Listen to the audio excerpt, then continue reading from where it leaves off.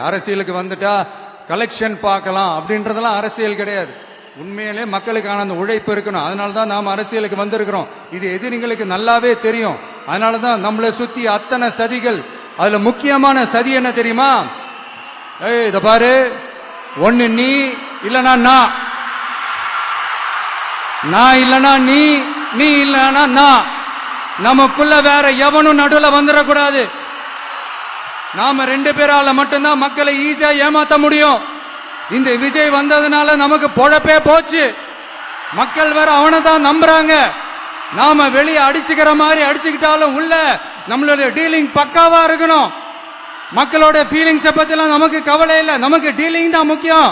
மாத்தி மாத்தி ஆட்சிக்கு வந்துடலாம்னு நினைச்சோம். ஆனா அது நடக்காது போல் இருக்கு. அதனால நீ என்ன பண்ற? எஸ்ஓபின்னு போட்டு ஒரு பக்கம் அவனை தடுத்துரு, இன்னொரு பக்கம் அவன் மேல பழி போட்டு நானும் தடுத்துறேன். என்ன ஓகேவா?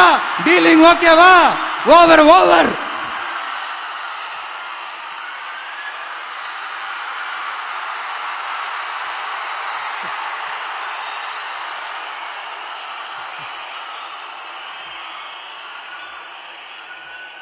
இல்லைங்க, உண்மையிலேயே சிரிக்கிறதா என்ன பண்றதுன்னு எனக்கு தெரியல. உண்மையிலே இப்படிதான் இருக்கு அவங்க டீலிங்லாம்.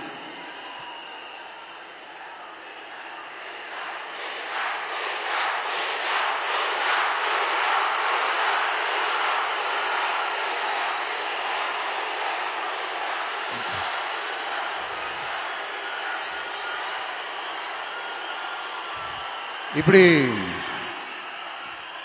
பழி மேல பழி போட்டு கரூர்ல ஆரம்பிச்சு நம்ம ஜனநாயகன் படம் ரிலீஸ் வரைக்கும்.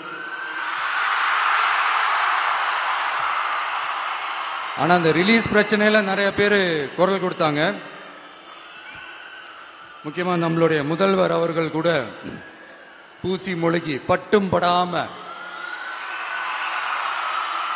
குரல் கொடுத்தாங்க. But what ever it is, குரல் கொடுத்த அவங்களுக்கும் மற்றவங்க எல்லாருக்கும் இந்த நேரத்தில் என்னுடைய நன்றியை தெரிவிச்சுக்கிறேன். இப்படி நாம வெளிப்படையா பேசுறதுனால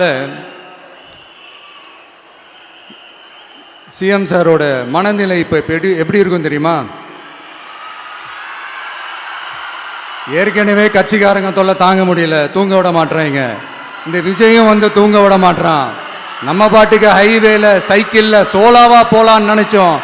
இவன் நாடானா மக்கள் சக்தியோட வந்துட்டு இருக்கான்.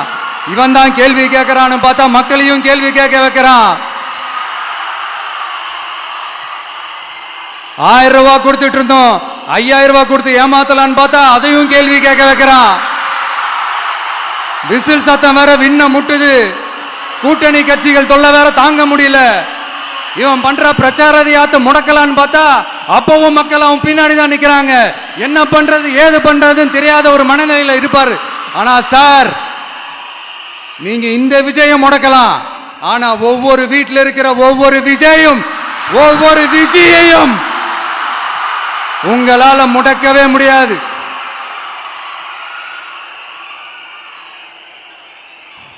அவங்களாம் ஆல்ரெடி பிரச்சாரத்தை ஸ்டார்ட் பண்ணிட்டாங்க சார். வீட்லயே குடும்பமா இறங்குவாங்க பாருங்க பிரச்சாரத்துக்கு. அப்ப உங்களால மட்டும் இல்ல, எந்த